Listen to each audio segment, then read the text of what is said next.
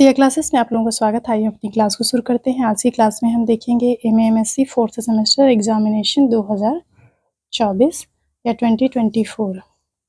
विषय है आपका होम साइंस। पेपर का नाम है साइंटिफिक राइटिंग और ये जो साइंटिफिक राइटिंग पेपर है ये आपका तृतीय पेपर है, तृतीय मेजर प्रश्न पत्र है। मेरे पास जो बुकलेट सीरीज है ये सी है। इसमें आपको 2 घंटे का समय दिया गया है और इसमें टोटल जो प्रश्नों की संख्या है 75 है और उनके लिए जो अंक का निर्धारण किया गया है, एक प्रश्न के लिए 1 अंक का निर्धारण किया गया है। इस प्रकार से 75 प्रश्न के लिए 75 अंकों का निर्धारण किया गया है। बाकी इंस्ट्रक्शंस जो दिए गए हैं आप यहाँ पे देख सकते हैं।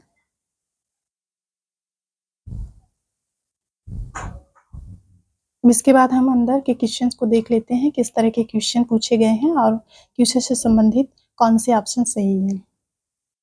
पहला प्रश्न देख लेते हैं। थीसिस में साहित्य समीक्षा लिखा जाता है। ऑप्शन 1 है शुरुआत में, ऑप्शन बी है अंत में, ऑप्शन सी है परिचय के बाद, ऑप्शन डी है बीच में। इसमें जो आपका करेक्ट ऑप्शन हो जाएगा, थीसिस की जो समीक्षा होती है वो किस में लिखी जाती है? अंत में लिखी जाती है, इसलिए दूसरा ऑप्शन आपका करेक्ट हो जाएगा। अगला प्रश्न है SPSS सॉफ्टवेयर निम्न का भी पता लगा सकता है। ऑप्शन ए है साहित्यिक चोरी, ऑप्शन बी है अध्ययन डिजाइन, ऑप्शन सी है अनुसंधान नैतिकता, ऑप्शन डी है साहित्य समीक्षा। इसमें जो करेक्ट ऑप्शन आपका हो गया वो दूसरा ऑप्शन आपका या सेकंड वाला सही हो जाएगा, अध्ययन डिजाइन। अगला प्रश्न है शोध आम तौर पर समाप्त होता है कुछ के साथ। ऑप्शन ए है सिफारिशें, ऑप्शन 2 है निष्कर्ष, ऑप्शन 3 है सारांश, ऑप्शन 4 है 1 और 2। तो इसमें जो आपका करेक्ट ऑप्शन हो जाएगा 4 वाला सही हो जाएगा। फोर्थ ऑप्शन आपका करेक्ट है, क्योंकि कोई भी जो शोध होता है वो आमतौर पर कुछ सिफारिश और निष्कर्ष के साथ समाप्त होता है, इसलिए फोर्थ ऑप्शन आपका करेक्ट हो जाएगा। अगला प्रश्न है JRF का, JRF है ऑप्शन ए है junior research functions, option B है junior research fellowship, option C है जूनियर फेलोशिप, ऑप्शन डी है इनमें से कोई नहीं। तो JRF का जो फुल फॉर्म होता है जूनियर रिसर्च फेलोशिप होता है, इसलिए सेकंड ऑप्शन आपका करेक्ट हो जाएगा। अगला प्रश्न है UGC का मतलब है।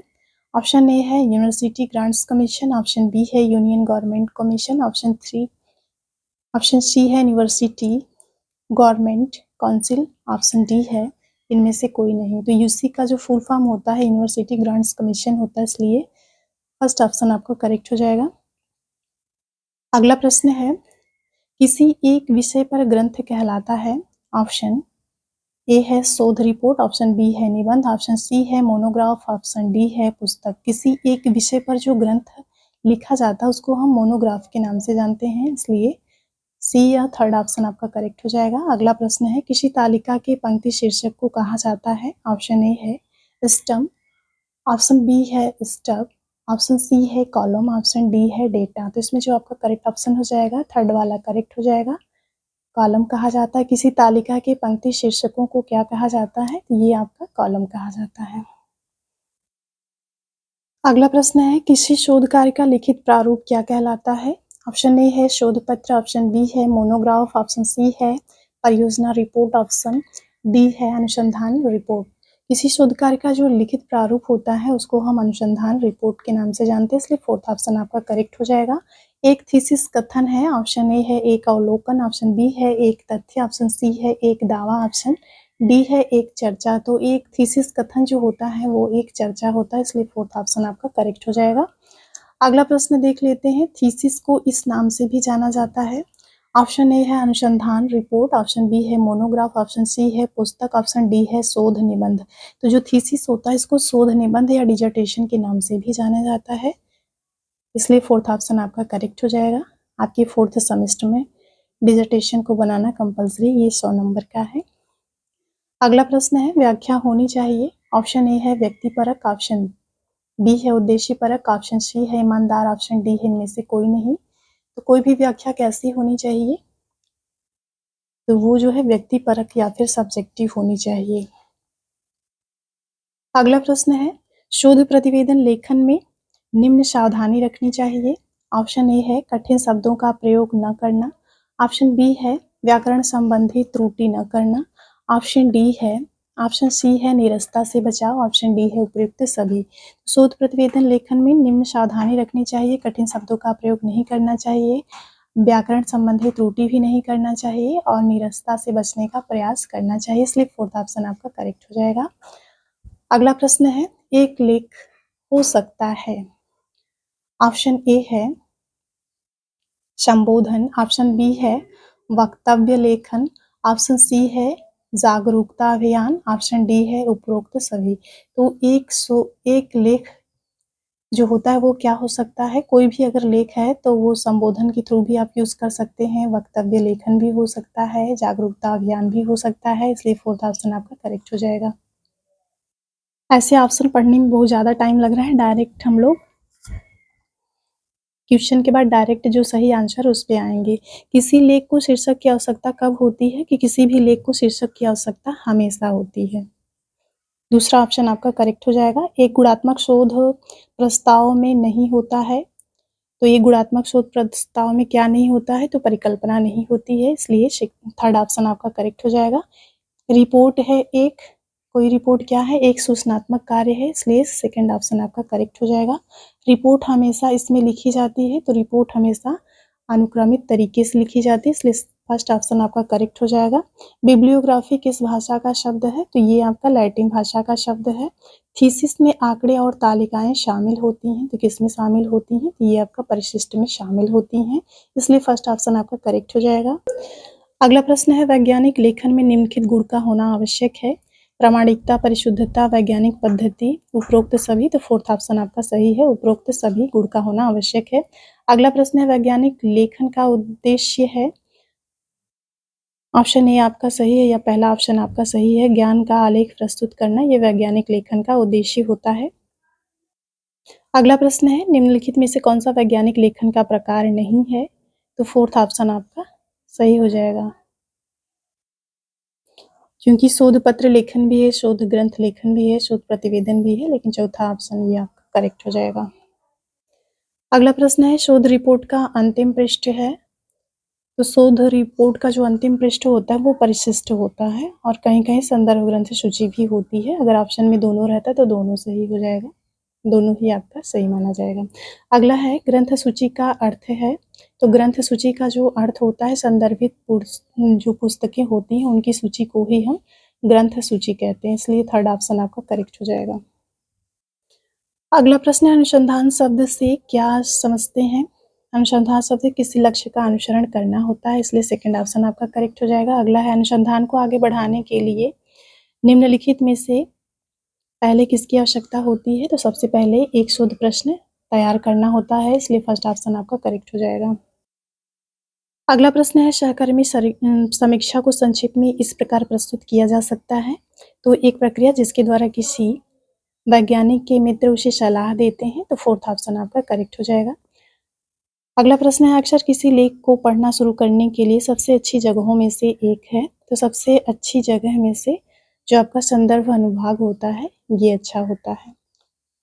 अगला प्रश्न है, किसी पेपर में सामग्री एवं विधि अनुभाग को शामिल करने का उद्देश्य होता है अन्य वैज्ञानिकों को अपने निष्कर्षों को पुनरुत्पादित करने की अनुमति देने के लिए, इसलिए सेकंड ऑप्शन आपका सही हो जाएगा।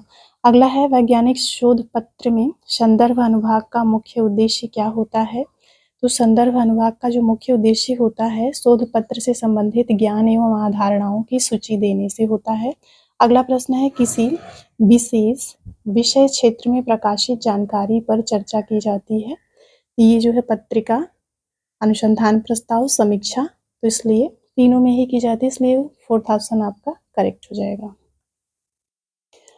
अगला प्रश्न है, निम्नलिखित में से कौन सा तत्व साहित्य समीक्षा का नहीं है, तो इसमें शीर्षक जो है ये साहित्य समीक्षा का तत्व नहीं है। अगला प्रश्न है, रूपरेखा दृष्टिकोण का प्रयोग अनुसंधान के किस भाग में किया जाता है, तो ये जो है अध्ययन की संरचना वाले भाग में किया जाता है, इसलिए थर्ड ऑप्शन आपका करेक्ट है। अगला प्रश्न है, प्रकाशित सामग्री को विभिन्न सर्च इंजन से खोजना और उसका मूल्यांकन करना क्या कहलाता है, ये जो है साहित्य समीक्षा और साहित्य खोज कहलाता है, इसलिए प्रकाशित सामग्री को विभिन्न सर्च इंजन से खोजना और उसका मूल्यांकन करना क्या कहलाता है? तो इंटरनेट पर खोजना कहलाता है, इसलिए थर्ड ऑप्शन आपका करेक्ट हो जाएगा। इनमें से कौन-सा शोध पद्धति का हिस्सा नहीं है? तो इसमें जो है जानकारी एकत्र करना ये भी है, साहित्य समीक्षा लिखना ये भी है, प्रकाशन करना ये भी है, लेकिन पालन करना ये नहीं है, इसलिए फोर्थ ऑप्शन आपका करेक्ट हो जाएगा। अगला प्रश्न है प्रश्नावली द्वारा आंकड़े कहलाते हैं। जो प्रश्नावली के द्वारा आप आंकड़े एकत्रित करते हैं, ये आंकड़े आपके प्राथमिक आंकड़ों के अंतर्गत आते हैं, इसलिए फर्स्ट ऑप्शन आपका करेक्ट हो जाएगा, प्राथमिक आंकड़े। अगला प्रश्न है हमारे शोध का पहला चरण क्या होता है? तो हमारे शोध का जो पहला चरण होता है वो शोध समस्या होती है, इसलिए थर्ड ऑप्शन आपका करेक्ट हो जाएगा।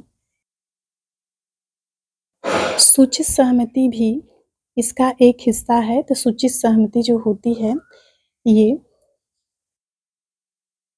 जो है सामाजिक विज्ञान का एक हिस्सा होता है, इसलिए फर्स्ट ऑप्शन आपका करेक्ट हो जाएगा। अनुसंधान केवल स्थापित करने की इच्छा से प्रेरित होना चाहिए, तो क्या स्थापित करने की इच्छा से होना चाहिए? तो सत्य स्थापित करने की इच्छा से होना चाहिए, इसलिए थर्ड ऑप्शन आपका करेक्ट हो गया। नीति शास्त्र निम्न की शाखा है, तो जो नीति शास्त्र है ये आपका सामाजिक विज्ञान की शाखा है। अगला प्रश्न है किस चर को वैज्ञानिक प्रयोग में परिवर्तित और नियंत्रित किया जा सकता है? तो जो स्वतंत्र चर होता है इसको वैज्ञानिक प्रयोग में आप नियंत्रित और परिवर्तित भी कर सकते हैं, इसलिए सेकंड ऑप्शन आपका करेक्ट हो जाएगा। एक रोगी के नैदानिक इतिहास का वर्णन निम्न में किया जाएगा, तो कोई अगर रोगी है उसके नैदानिक इतिहास का वर्णन करना है तो आप केस स्टडी कर सकते हैं, इसलिए थर्ड ऑप्शन आपका सही होगा। अगला प्रश्न है साहित्य समीक्षा के सभी स्रोत हैं सिवाय, आप साहित्य समीक्षा के सभी स्रोत हैं केवल एक को छोड़ करके, तो साहित्य समीक्षा के स्रोत हैं पुस्तकें भी हैं, पत्रिकाएं भी हैं, लेख हैं, चर्चा आपका नहीं है। साहित्य समीक्षा में चर्चा की जाती है, तो किसी भी पुस्तक में जो भी जानकारी दी जाती है उस पे भी आप चर्चा कर सकते हैं, पत्रिकाओं में जो भी सूचना दी जाती है उसमें भी आप चर्चा कर सकते हैं। कोई अगर लेख प्रकाशित हुआ है तो उसमें जो भी इन्फॉर्मेशन दी गई उस पे भी आप चर्चा कर सकते हैं, तो इसलिए साहित्य समीक्षा के सभी स्रोत हैं सिवाय चर्चा के। प्रबंधकीय संक्षेपिका है लंबे प्रतिवेदन का संक्षिप्त रूप, संक्षिप्त लेकिन पूर्ण अभिलेख, विषय का संपूर्ण चित्र, उपयुक्त सभी, तो इसमें फोर्थ ऑप्शन आपका सही हो जाएगा। प्रबंधकीय संक्षेपिका में उपयुक्त सभी शामिल होते हैं, इसलिए फोर्थ ऑप्शन आपका करेक्ट हो जाएगा। अगला प्रश्न है प्रयुक्त तकनीकी शब्दों की सूची को क्या कहा जाता है? तो ये आपका शब्दावली कहा जाता है। अगला है निम्न में से कौन शोध लेखन में आने वाली बाधा नहीं है?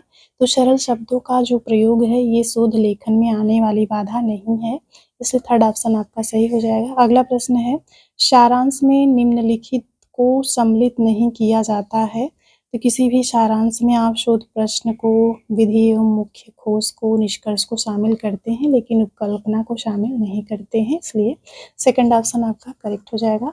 अगला प्रश्न है संप्रत्यय के सभी स्रोत हैं सिवाय, संप्रत्यय के जो संप्रत्यय होता है या किसी भी चीज़ का कॉन्सेप्ट होता है तो उसके निर्माण में आप कल्पना का भी यूज़ करते हैं, आपको जो अनुभव होता है उससे भी आप संप्रत्यय का निर्माण करते हैं, और कोई परंपरा है तो उसके आधार पर भी आप संप्रत्यय का निर्माण करते हैं, लेकिन पत्रिका के आधार पे आप संप्रत्यय का निर्माण नहीं करते हैं, इसलिए फर्स्ट ऑप्शन आपका करेक्ट हो जाएगा।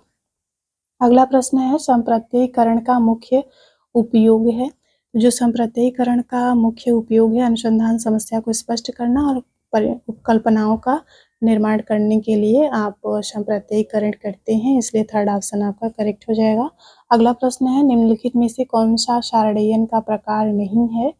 तो सारणीयन का प्रकार आपका बंद और खुली सारणी नहीं है, इसलिए फोर्थ ऑप्शन आपका करेक्ट हो जाएगा। बाकी सरल एवं जटिल सारणी होती है, सामान्य आवृत्ति सारणी होती है, बहुगुणी तालिका होती है, ये सब होता है, लेकिन सामान्य एवं खुली जो सारणी होती है ये नहीं होती।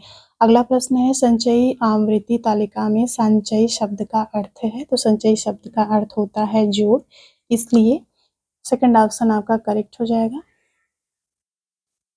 अगला प्रश्न है सामान्य आवृत्ति तालिका निम्नलिखित प्रकार की होती है, तो खंडित एवं अखंडित श्रेणी तालिका होती है, इसलिए फर्स्ट ऑप्शन आपका करेक्ट हो जाएगा। तालिका बनाने का उद्देश्य क्या होता है? तालिका बनाने से जो तथ्य होते हैं बोधगम्य हो जाते हैं, तुलना के योग्य हो जाते हैं, समय और स्थान की बचत होती है, इसलिए फोर्थ ऑप्शन आपका करेक्ट हो जाएगा, उपयुक्त सभी। अगला प्रश्न है, एक उत्तम तालिका में सभी गुण होने चाहिए सिवाय जटिलता के सभी गुण होने चाहिए। एक तालिका आकर्षक होनी चाहिए, समुचित आकार की होनी चाहिए, वैज्ञानिक होनी चाहिए, लेकिन जटिल नहीं होनी चाहिए, इसलिए सेकंड ऑप्शन आपका करेक्ट हो जाएगा। समय पर सहमति बनाने, संसाधन आवंटन पर सहमति बनाने में क्या मदद करता है? तो ये जो है आपका प्रस्ताव मदद करता है। अगला है, क्षेत्र अध्ययन का संबंध किससे होता है? तो जो क्षेत्र अध्ययन होता है इसका संबंध वास्तविक जीवन की स्थितियों से होता है, इसलिए फर्स्ट ऑप्शन आपका करेक्ट हो जाएगा। अगला प्रश्न है, अनुसंधान का आंकड़ा है केवल गुणात्मक केवल मात्रात्मक, एक और दो दोनों? तो इसमें जो है गुणात्मक और मात्रात्मक दोनों ही अनुसंधान के आंकड़े होते हैं, इसलिए थर्ड ऑप्शन आपका करेक्ट हो जाएगा।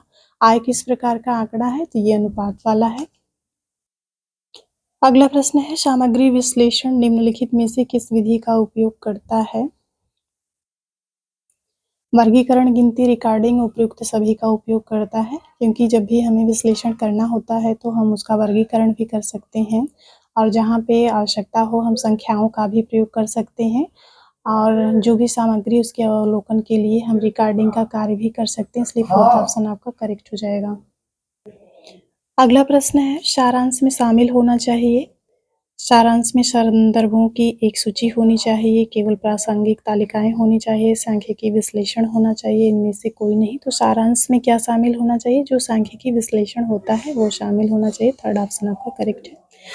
अगला प्रश्न है, सारांश है एक शोध रिपोर्ट के सभी महत्वपूर्ण भागों का सारांश होता है, इसलिए फर्स्ट ऑप्शन आपका करेक्ट हो जाएगा।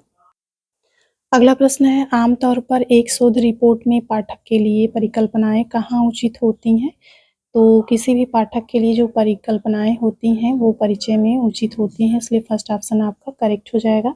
अगला प्रश्न है, एक शोध रिपोर्ट में शामिल तालिका या आरेख की महत्वपूर्ण विशेषताएं क्या हैं? ये समझने में आसान और उपयोगी होती हैं, इसलिए थर्ड ऑप्शन आपका करेक्ट हो जाएगा। अगला प्रश्न है, एक शोध रिपोर्ट के लिए आदर्श मॉडल क्या है? तो जनरल लेख मानक प्रारूप है। अगला प्रश्न है, साहित्य समीक्षा करते समय मूल लेख पढ़ना क्यों आवश्यक होता है? विधि में त्रुटियों की तलाश करने के लिए, निष्कर्षों की वैधता की जांच करने के लिए, विधियों और प्रक्रियाओं का अवलोकन करने के लिए। तो ऑप्शन फोर्थ आपका सही हो जाएगा, उपयुक्त सभी के लिए। साहित्य खोज का प्रथम चरण क्या होता है? तो साहित्य खोज का जो प्रथम चरण होता है वो परिचयात्मक पाठ्यपुस्तक पढ़ना होता है, इसलिए फोर्थ ऑप्शन आपका करेक्ट हो जाएगा। अगला प्रश्न है, अधिकांश ऑनलाइन इलेक्ट्रॉनिक डेटाबेस में जनरल लेख का कौन सा भाग उपलब्ध कराया जाता है? ये सारांश वाला भाग उपलब्ध कराया जाता है, इसलिए सेकंड ऑप्शन आपका करेक्ट हो जाएगा। यदि आपको किसी जनरल लेख की आवश्यकता है जो आपके पुस्तकालय में उपलब्ध नहीं है, तो आप क्या कर सकते हैं? आप अंतर पुस्तकालय रेल प्रणाली का उपयोग कर सकते हैं, इसलिए फर्स्ट ऑप्शन आपका करेक्ट हो जाएगा। किसी पत्रिका की गुणवत्ता का अच्छा माप क्या माना जाता है? तो किसी भी पत्रिका का गुणवत्ता का जो अच्छा माप होता है वो प्रभाव कारक माना जाता है, इसलिए फर्स्ट ऑप्शन आपका करेक्ट हो जाएगा। अगला प्रश्न है, नैतिक आचरण के लिए कौन उत्तरदायी है? तो नैतिक आचरण के लिए आपका समुदाय उत्तरदायी, इसलिए फर्स्ट ऑप्शन आपका करेक्ट हो जाएगा। किसी जनसंख्या से नमूना निकालने की प्रक्रिया क्या कहलाती है? तो सैंपलिंग कहलाती है, फर्स्ट ऑप्शन आपका करेक्ट हो जाएगा। अगला प्रश्न है, व्यवस्थित नमूनाकरण में जनसंख्या 200 है और चयनित नमूने का आकार है 50, तो नमूनाकरण का जो अंतराल होगा वो कितना होगा? तो ये आपका 4 होगा, थर्ड ऑप्शन आपका करेक्ट हो जाएगा। जनगणना रिपोर्ट का उपयोग डेटा के स्रोत के रूप में किया जाता है, तो जब जब जनगणना रिपोर्ट जब आप किसी की रिपोर्ट का उपयोग करते हैं डेटा के रूप में, तो वो आपका द्वितीयक हो जाएगा।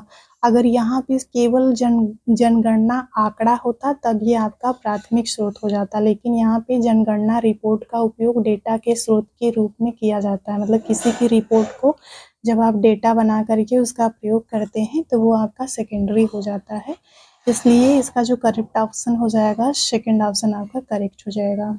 अगला प्रश्न है, डेटा का प्रत्यक्ष एवं असंगठित रूप क्या कहलाता है? तो जो आप डेटा प्रत्यक्ष रूप से और असंगठित ढंग से कलेक्ट करते हैं वो आपका प्राथमिक होता है, प्राइमरी डाटा होता है, इसलिए सेकंड ऑप्शन आपका करेक्ट हो जाएगा।